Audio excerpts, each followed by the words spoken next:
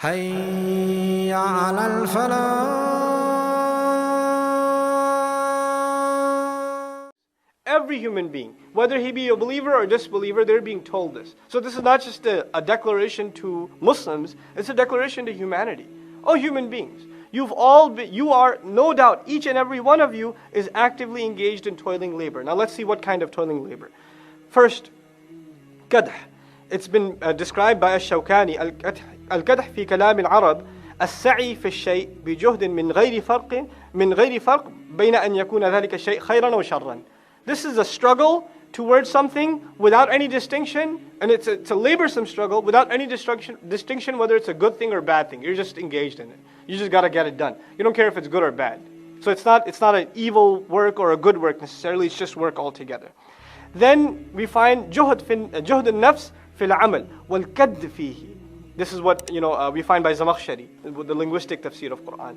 He says this is the struggle, the toil of a person in the work that they are engaged in, and to be immersed in it entirely till the point where their body even gets exhausted.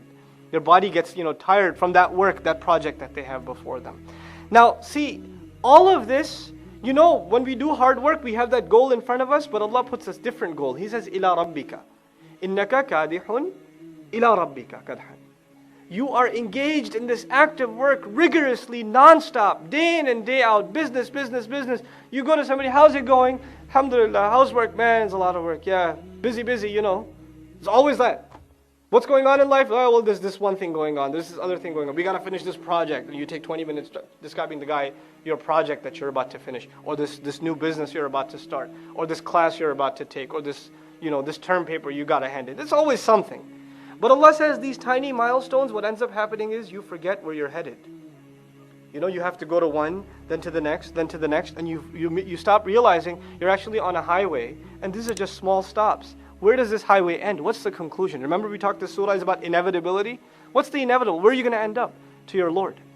You're headed to your Lord. Whatever you're doing, you're rebelling against Allah, your life is about partying, your life is about business, your life is about studies, whatever your life is about, doesn't matter what road you take, they all lead one place. In the end, you are headed towards your Lord. إِنَّكَ كَادِحٌ إِلَىٰ رَبِّكَ كَدْحًا. And then Allah says, subhanallah, فَمُلَاقِي. You're headed to your Lord, meaning this, what it really means is, فَأَمَّا مَنْ خَافَ مَقَامَ رَبِّهِ. Standing before your Lord. That's where you're ending up. That's your real project. فَمُلَاقِهِ, rough translation means then you are going to meet Him for sure.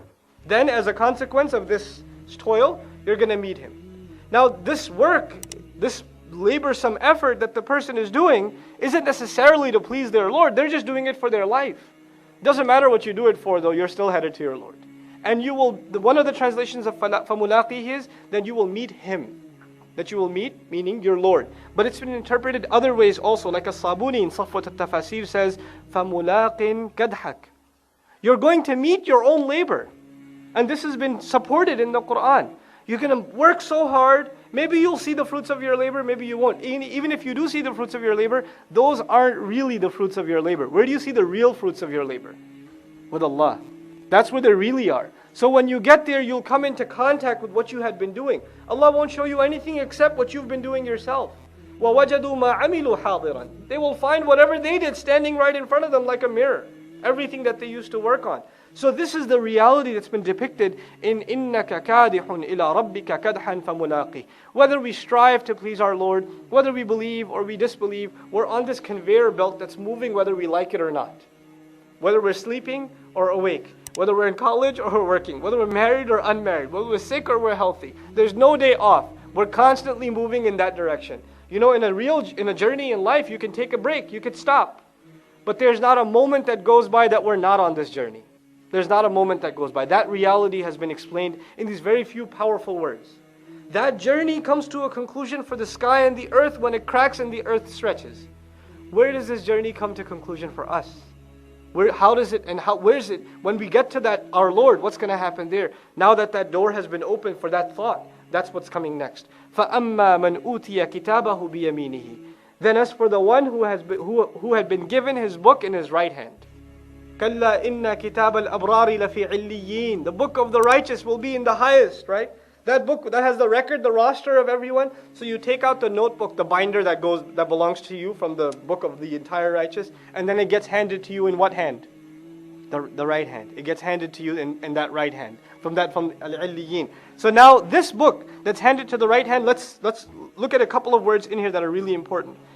First of all, this is not the only place in the Quran where Allah talks about the book being handed in the right hand.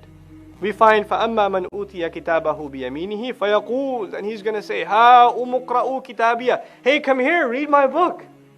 So the guy gets the book in his right hand, and he doesn't. It's like a graduation certificate, right? You don't want to just keep it in a shelf. What do you do with your diploma? You put it on the wall. You frame it. Look at that, 4.0 GPA, right?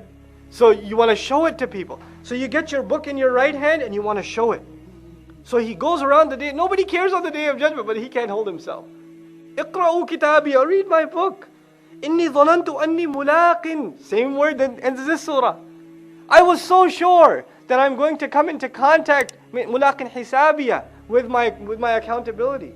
I was so worried about that too. I was sure that Allah is gonna show me my book and it's gonna have everything I did. I used to be so worried about that. In أني ملاق حسابية has a nervousness in it even. I was so sure that I'm going to come to meet with my reckoning, my accountability. On a day where everybody will be weakened, this person's empowered. Empowered to the point, remember, Allah told us, لِكُلِّ امْرِئٍ مِّنْهُمْ يَوْمَئِذٍ شَأْنٌ يُغْنِي. On that day, there's going to be such a preoccupation on the day of judgment, such preoccupation, not worried about anything. Everybody's concerned about themselves. But this guy is empowered to the point where he can even go around and say, hey, read my book.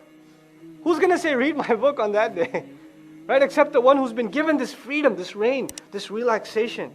So this is captured in فَأَمَّا مَنْ أُوتِيَ كِتَابَهُ بِيَمِينِهِ. The other thing, it's an honor.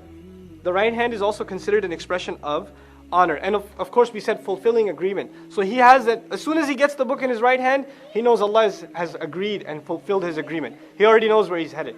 That nervousness of the day of resurrection is gone. He's calmed down. But then Allah Azza wa Jal adds, فَسَوْفَ يُحَاسَبُ حِسَابًا يَسِيرًا. Then as for the one, may Allah make us from these people. Allahumma hasibna hisaban yasira. The one who's been handed his book in his right, he will be audited, yuhasab, al-muhasaba, to have an audit, to have thorough accounting done for every last item in your finances or in your papers, right? Every last thing checked. He will be dealt with an audit that is easy. Hisaban yasira, an easy accounting, and an easy reckoning. This helps us understand in the previous surah, when Allah told us the righteous are in bliss, they're lafi na'im, right? Innal abrara lafi na'im. No doubt the righteous, they are in blessings. What's the first blessing? Before they even get to Jannah, before they see all the rewards of paradise, the first blessing is they get the book in their right hand. Already, تَعْرِفُ فِي وُجُوهِهِمْ نَظْرَةَ النَّعِيمِ. You will recognize in their face the glow of bliss. Where did that glow come from? They got the book in their right hand. Once they got that book, their faces lit up. Before you get that book, you're not sure which hand is going to get the book. You're not sure, you're nervous. As soon as you get the book, the face lights up. One of the most beautiful things I failed to mention in the previous surah, ta'rifu. You will recognize. Allah tells His Messenger, sallallahu alaihi wasallam, you will recognize the bliss on their face. What does that mean? That the Messenger will be in their company. And this is another na'im that has been added to them, that to recognize someone you have to be able to see them, right? So he will be in their company, subhanahu, sallallahu alayhi wasallam. This is another gift of Allah to the people of Jannah, subhanallah. Then finally, in this discussion, فَسَوْفَ يُحَاسَبُ حِسَابًا يَسِيرًا, please understand the nervousness of the people before us. We think we did enough good deeds. We did Hajj, we pray. We're not that bad. We only miss Salah once in a while or whatever. You get a feeling you're doing all right. You're headed okay. Look at the nervousness the Sahaba had. The companions, the ones who were guaranteed paradise, right?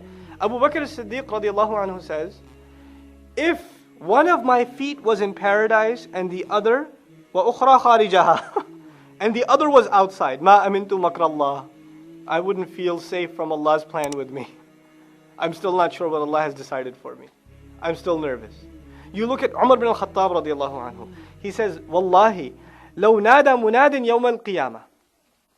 I swear by Allah, if the caller makes a call on the day of resurrection, أَن كُلُّ النَّاسِ فِي الْجَنَّةِ إِلَّا رَجُلٌ وَاحِدٌ, that all people will enter Jannah except one guy. A call has been made on the Day of Judgment, everyone will enter Jannah except one person. لَظَنَنْتُ أَنَّهُ ابْنُ الْخَطَّابِ. I would be convinced that's the son of Khattab. That's me. Subhanallah. This is the nervousness of the Sahaba. They earn paradise for a reason. We hear this and we say, okay, yeah, I get hisab and yasir. I'm going to get the easy accounting. This is not the mentality of the people before us, because that will lead you to laziness. We want this, and you have to work for it. You know, this kadihun ila rabbika kadhan came first. This toil and this labor. Now that toil and that labor has to be directed towards earning that easy reckoning from Allah subhanahu wa ta'ala. Assalamu alaikum wa rahmatullah. If you enjoyed this video, please do share it with friends and family. If you want to see more videos from this series, click on the box at the top. If you want to see other videos, click on the box at the bottom. And don't forget to hit the subscribe button. Thanks.